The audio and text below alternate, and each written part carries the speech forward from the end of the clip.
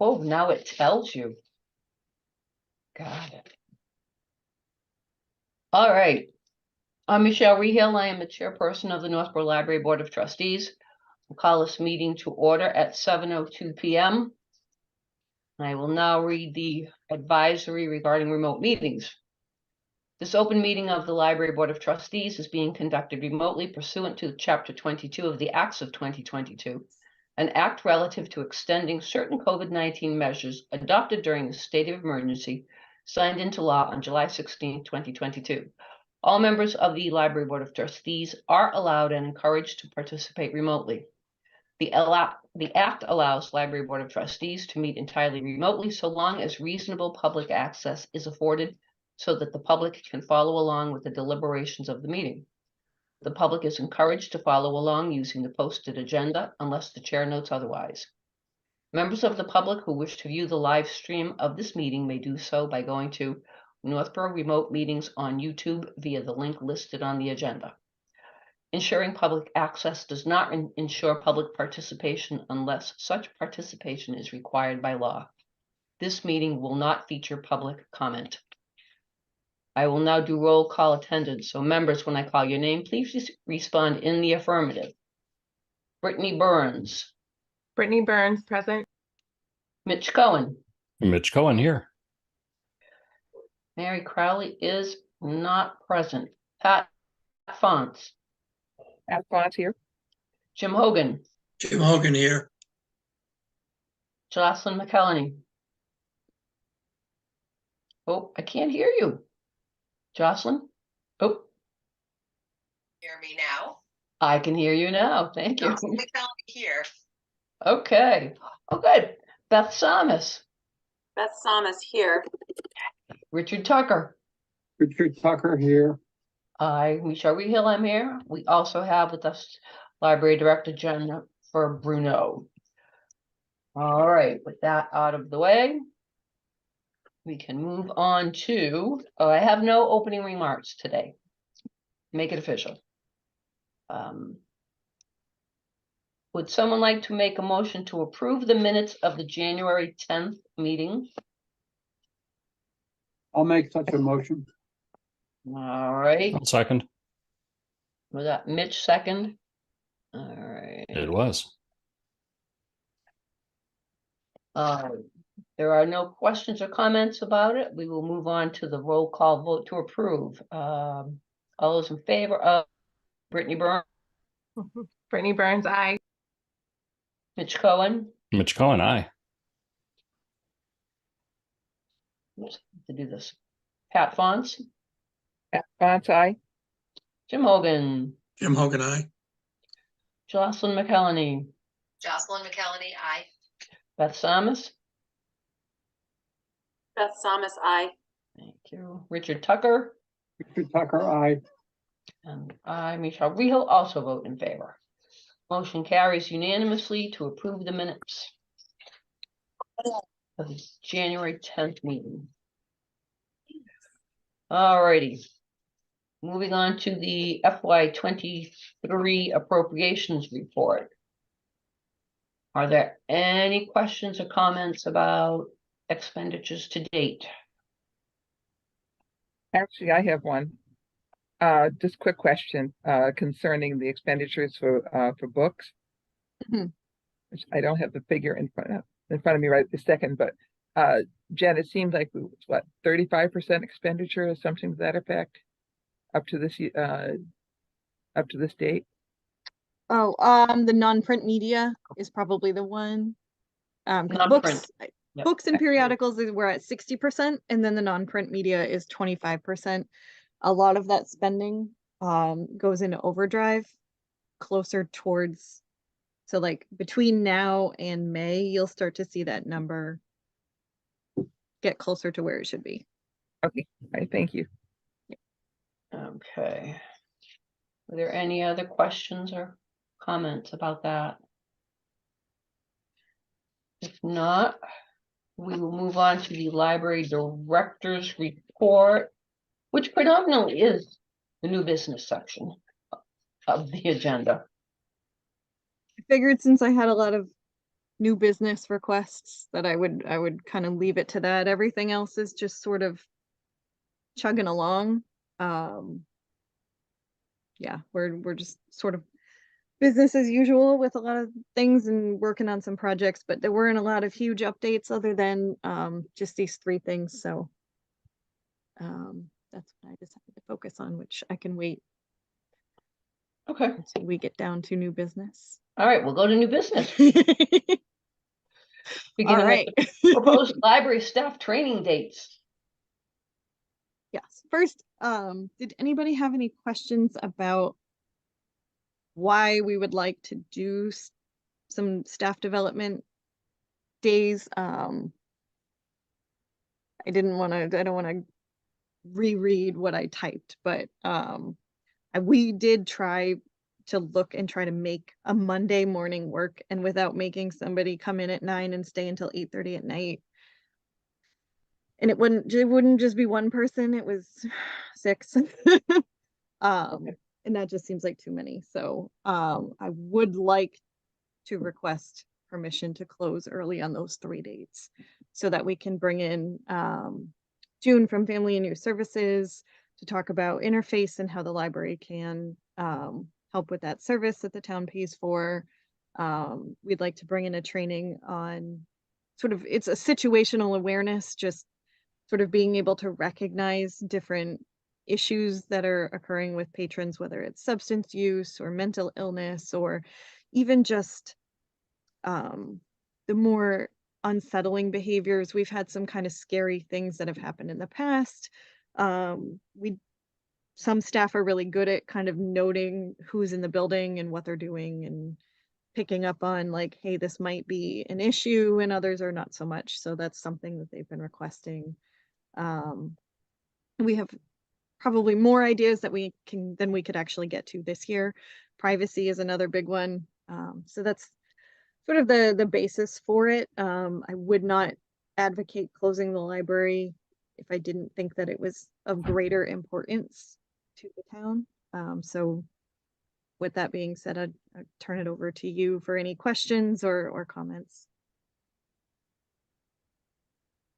Personally, I'm always in favor of staff development, and the topics that you've discussed are, I think, very important. Especially the situational awareness is something that in a public library, in any public space, is a good skill to have. Does anybody have any comments, questions? Are you broadcasting out to the whole world, but dates, Yes. the dates that you'll be closed? Yes. If they were approved, we would put them on our close dates on the website, and then they would go a couple of weeks before. They would go onto the banner at the top of the website, so everybody who goes there will automatically see. If you go on there now, it's President's Day, so it just gives people a little bit of a warning that we're closing early. We would probably put some signs up because this is less intuitive than a holiday where people would expect us not to be open. So just to get the word out a little bit, and then why also, I think it's important for people to understand that we're closing for a specific greater good, so to speak. Not just so you can have coffee and donuts together. Right. And play, what is it, Loud Librarians or whatever that new game is. Oh, yes. I mean, I think it's a really great idea what you guys are doing, and a good opportunity for staff. And I wonder if it goes well, even perhaps making this a regular part of your annual calendar. Yeah, I think that would be the hope, is that it's really effective and people love it, and it leads to great things, and we can do it every year. That makes sense. That's a great thing. We talk about this all the time, but we've never said, oh, we should put this as part of the annual calendar. Thank you, Brittany. It was one of my evaluation goals. Okay. Finally making it happen. Hooray. All right. Does anybody else have anything to contribute, ask? Does this require a motion if we're closing the library, or is it just we need to say okay? I think I there should be think- a vote. I think it should be a vote. All You right, vote would on the someone- holidays, so. Okay. Would someone, If you're looking for a motion, I'll make a motion that that we approve the staff development schedule as proposed. Seconded. all right, is that Beth seconded? All right, so the motion on the floor is to close the library for 3 late afternoons for training, staff training. All those in favor of the motion, Brittany Burns, Brittany Burns, aye. Mitch Cohen, Mitch Cohen, aye. Pat Fonts, Pat Fonts, aye. Jim Hogan, Jim Hogan, aye. Jocelyn McKelney, Jocelyn McKelney, aye. Beth Samus, Beth Thomas, aye. Richard Tucker, Richard Tucker, aye. and Michelle Rehel also says aye. Motion carries unanimously. Thank you. Oh, okay. The grant discussion. We all got that a while ago, right? That's all. So, just to give you a little bit of a recap, even though I cannot formally publicly announce the source of the grant, the library was awarded a grant in the amount of just over $66,000. And it is a COVID pandemic recovery grant.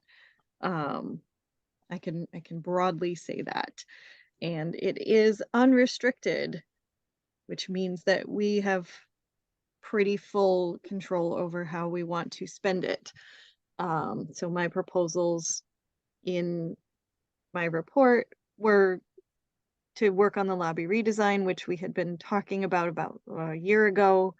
It stalled out, but I was finally able to get in touch with somebody, a new designer, to help me move that project forward and get it off the back burner. We had been talking about some upgrades to the meeting room and the conference room. And then I put number 3 as carpet replacement in parts of the library. That one, I really don't know what it will cost or if it's even going to be feasible to do it in portions. I'm hoping to get some kind of quote and guidance. So I've reached out to Sean and we're kind of working on it to see what's feasible for that, but there are definitely some places in the library where the carpet is quite noticeably deteriorating. So that would be my sort of third priority, depending on what the cost is of the first 2 projects, which I should know in the next couple of months. But before I went too far into pursuing quotes for things and convening the building and grounds committee and moving forward with any of this, I wanted to get your thoughts because it is sort of unusual that we would come into this kind of money. I did not want to just sort of take it upon myself to decide that the money was going to be spent in any specific way. So if you have thoughts or if there are other priorities or projects, we really don't have, there's no limitation. So I would love to hear your thoughts. And we will reconsider this upon you receiving quotes. Is that the idea? Okay. Yes. Jen, does the money have to be spent this fiscal year? I think so. Let me see if I Okay. have that. I believe that is the intent for the money.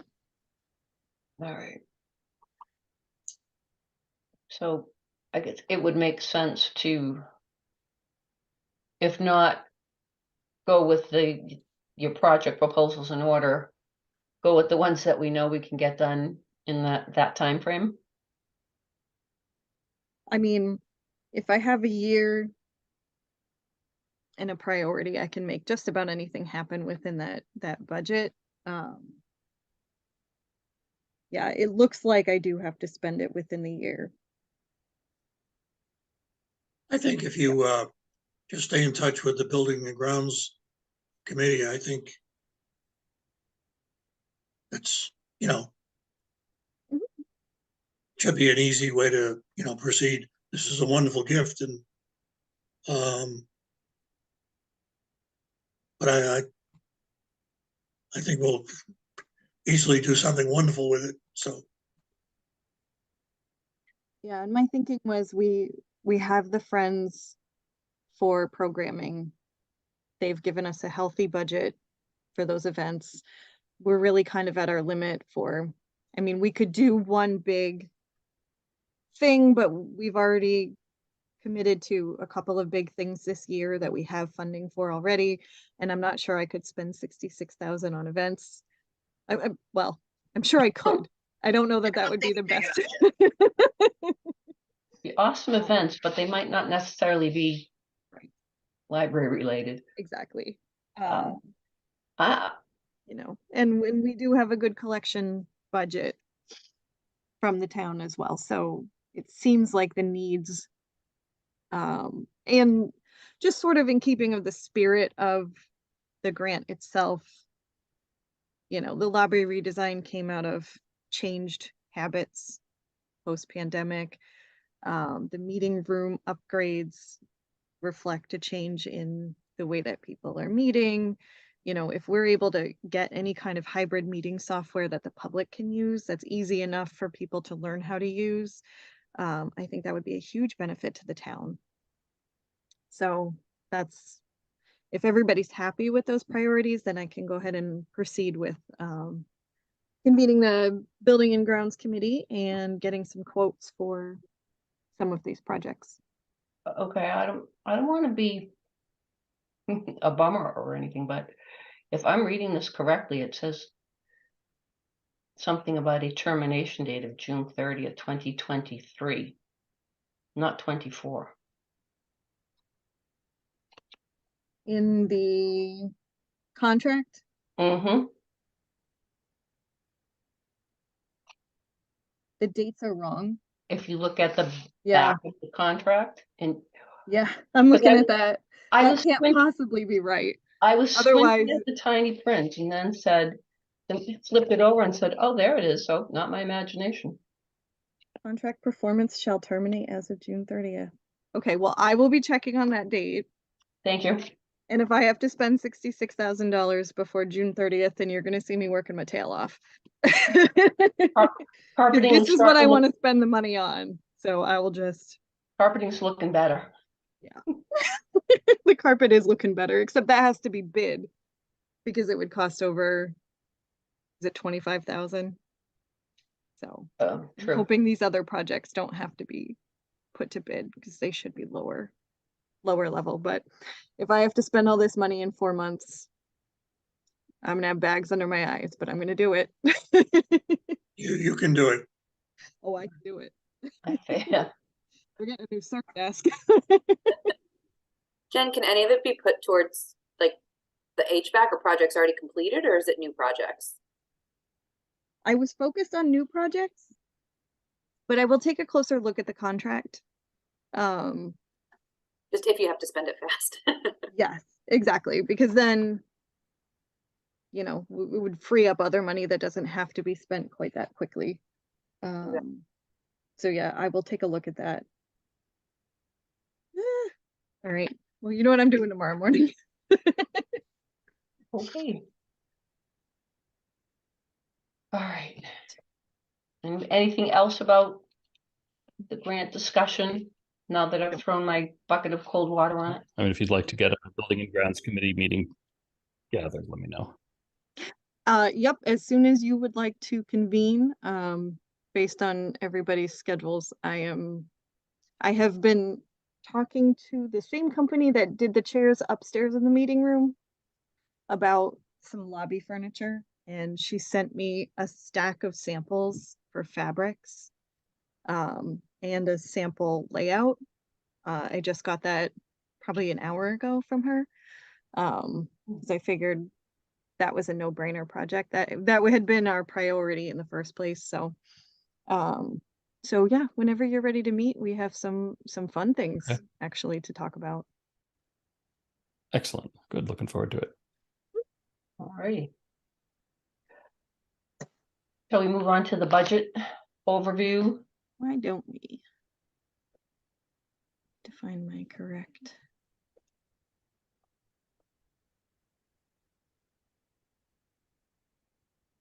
Do you want to, I know you want to talk about some specific line items.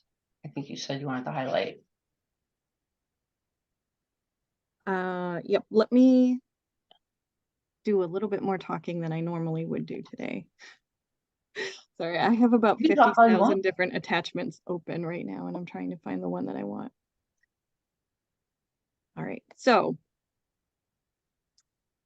I don't want to go line by line into every single expense that we incur, but I did want to give you kind of a guided tour, if you will, of our different line items, because some of them are pretty straightforward, and then some of them are maybe not quite so intuitive. So our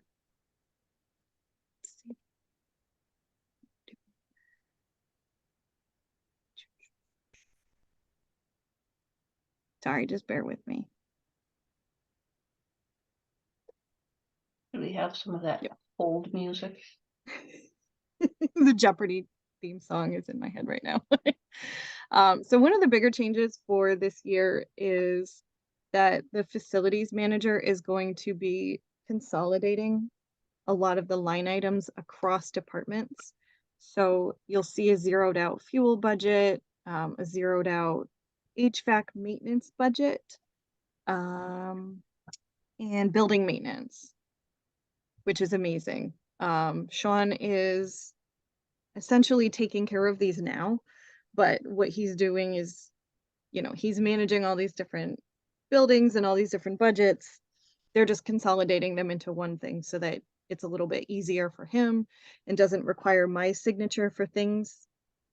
So it's just making the process a little bit faster, and it's freeing me up, honestly, to do things that don't require, that are not involving an HVAC system. It's not my area of expertise, nor is the electrical and things like that. So he also has a better pulse on the utilities spending trends and things like that. So he's been doing that part of the budget for us. So it just makes sense to send it over to him to have it centralized and sort of off my plate. So when you look at those and all of a sudden they're zeroed out, that's sort of the thinking behind that. We do have a utilities budget still listed in Right. here. Let's see. So Quick question on that, Jen. And I mhm. apologize if my Wi-Fi is flaky. Everyone's very choppy, so hopefully you can hear me. So in terms of zeroing out those line items, one question, does our bottom line drop by those as well? My assumption is probably yes, but I wanted to ask the question. Yeah, so depending on how you look at it, our budget is either down a tiny little fraction of a percent or up 4.5%. And it just, Right. within the facilities budget is still a line item that will say library Mhm. maintenance. It's just no longer Yep.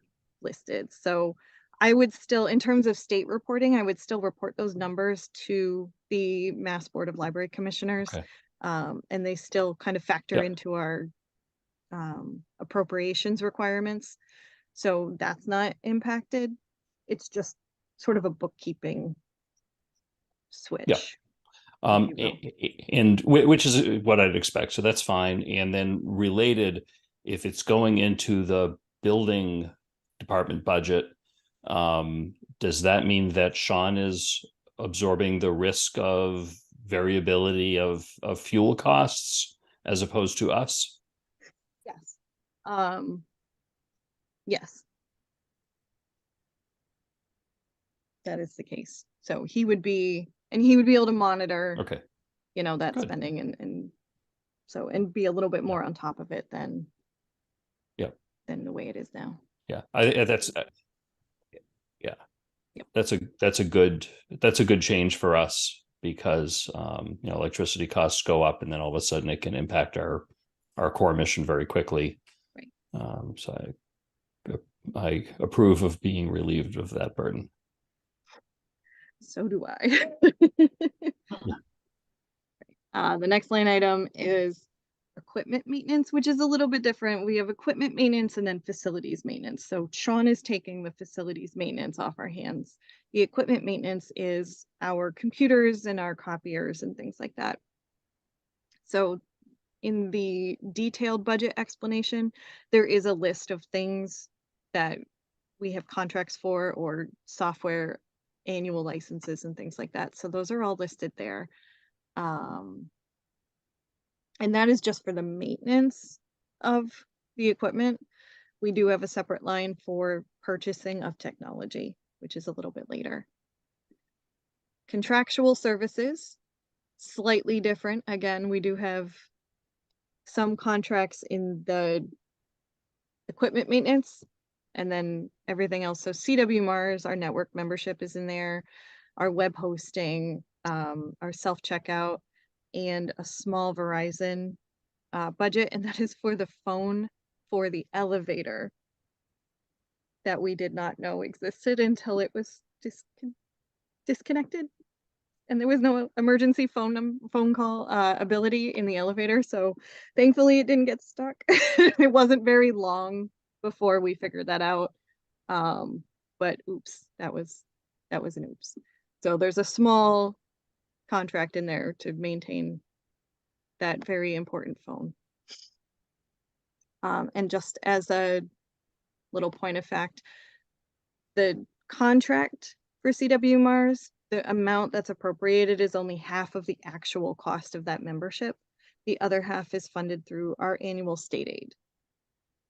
So the actual cost of membership in the network is somewhere just under $34,000 a year, and about 16.5 of that comes out of the town budget. The next one is office supplies. That covers, our little pens and pencils and notebooks and things like that. But the biggest expense for that is our postage meter and our copier license. So that covers like the toner and the cost of the paper and things like that. Repairs and maintenance is getting moved. There's a small budget for custodial supplies. That's tissues and paper towels and things like that. Our books and non-print media budget, they're broken out in very broad ways, but if you consider the numbers together as one, that is what we're using to meet that 15% requirement from the state to maintain our certification for the library, which is really important. We don't want to risk being decertified. You lose a lot of privileges and the ability of our patrons to use other libraries and interlibrary loan and things like that. So so that is just, it's a standard 15%. It's a pretty healthy amount of money. It does what we need it to do. It gives us enough to kind of keep the collection looking nice. We have enough for, buying replacements when we need to, and all the different databases that we purchase and all the different types of book formats that exist now, which is so many. And we have library supplies, which are different than office supplies, just because for reporting purposes, this is what we use to actually get materials physically ready to go out on the shelves. So book tape, labels, packaging, Mylar covers, and things like that. The next three, travel mileage, dues, and meetings, really all pertain to professional development. They're just broken out in kind of a more granular way, but that's our memberships in ALA or the New England Library Association, travel to those local conferences. We have increased that so that more of our staff can actually participate, instead of just me going to one and then we miss everything else. So I can start sending my librarians to the Mass Library Association conference or NELA. Probably not enough to send us to ALA. It's in Chicago, but we don't necessarily need to go that far. And new technology and equipment, that's our servers, our computers, any printers that are not on that printer lease, things like that. Do you have any questions about the presented budget? Anyone? I don't know how you want to handle the supplemental request discussion. I think Michelle and I probably need to get together and talk about strategy. I did submit a supplemental request, which goes alongside the budget. That was to increase the hours for the library associate who is in the reference department from 19 hours to 40 hours. That would make the adult services department staffing levels mirror that of the children's department. So there's 2 full-time staff members in that department and 1 19-hour a week. Upstairs, we have just 1 full-time adult services librarian and 2 part-time. There's a librarian and an assistant. So what I wanted to do was take that library assistant, turn them into a full-time person so that we can do more. And if you're curious as to what that more is, it's in that supplemental request. It's about 1.5 pages of justification. Didn't make it into the budget for the appropriations committee. So part of what I would like to do is look at revisit the conversation about Thursday hours. I know that happened pre-pandemic. I've started to kind of look at whether Thursday evening hours make more sense, or if they still make sense, or if Monday morning hours actually make more sense. Some of the data that I've pulled so far suggests that mornings are way busier than the evenings, but there's more than just foot traffic that goes into that decision. So Michelle, I don't know if you want to have, I don't know if that conversation fits into a subcommittee or if it's something that you and I should just discuss offline, or how you want to. I'm going to kick that over to you now. Gee, thanks. Take it. All right, and I'll run with it. I think I'd rather, if it's okay with you, have the 2 of us have a conversation so that we can go back and talk about this is where we were, this is what happened, and what the options are on the table, and then decide, maybe bring it back. We either, I don't know if that would go to the administrative committee or long-range planning. Administrative has personnel issues. If you want to run it by them, Okay. by the administrative committee, after you and I have just to catch up on where we were, kind Sure. of go back, work, move it forward.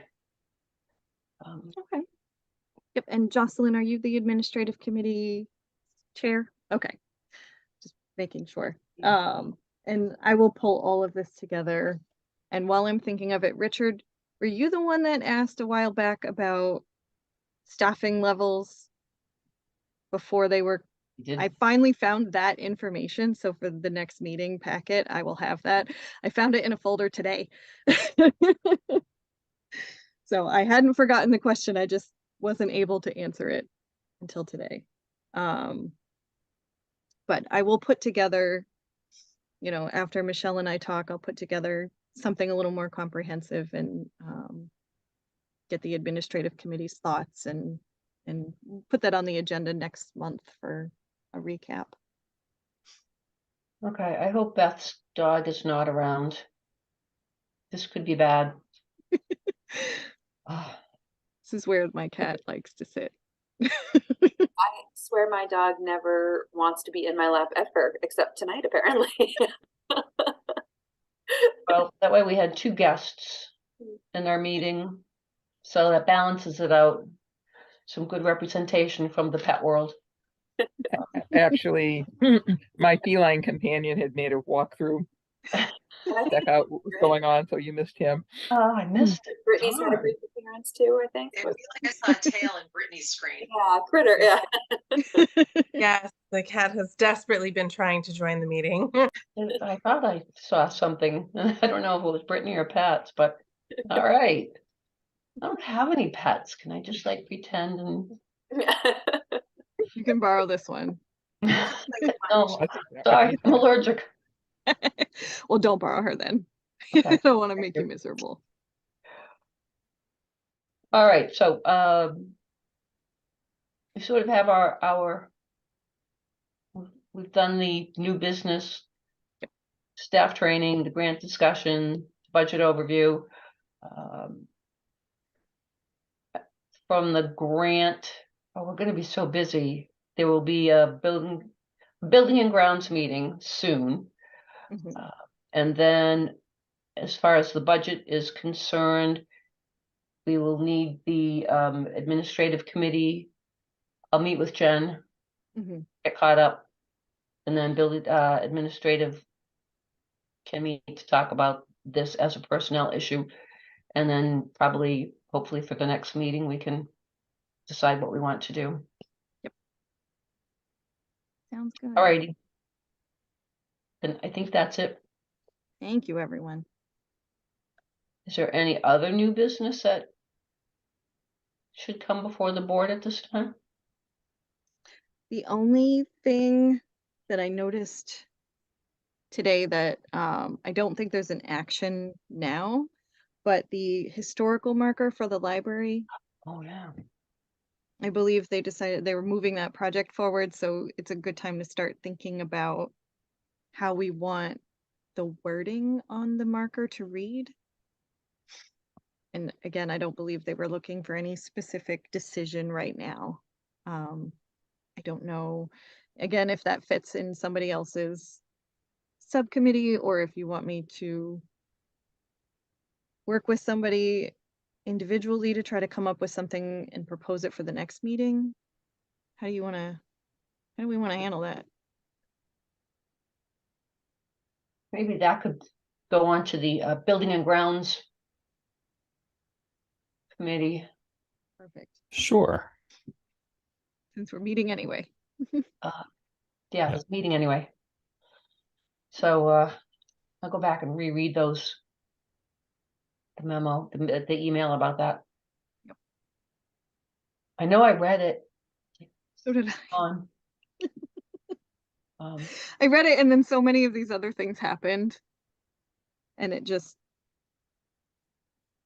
hadn't, because there was no action and no deadline. hmm. It's been a while, or it's been about a week since I've looked through it, so take a look at that. All right. Making a note. Okey-dokey. Anything else that anyone has? Because if not, I will say that the date of the next meeting is March 14th, 2023, 7 p.m. Still sticking with the remote schedule, the remote meetings. And at this point, the chair would entertain a motion to adjourn. Anyone? At once. Thank you, Pat. Pat moves that we adjourn. Do I have a second? I'll second. Thank you, Jocelyn. All right, by roll call, all those in favor of adjourning the meeting at 7:41 p.m. Brittany Burns, Brittany Burns, aye. Mitch Cohen, Mitch Cohen, aye. and Pat Fonts. At once, aye. All right, Jim Hogan, Jim Hogan, aye. Jocelyn McElhenney, that's twice. Oh, McElhenney, aye. thank you, Beth Thomas, Beth Thomas, aye.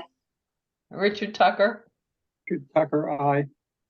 and Michelle Rehill also says aye. Meeting is adjourned at 7:41 p.m. Thank you all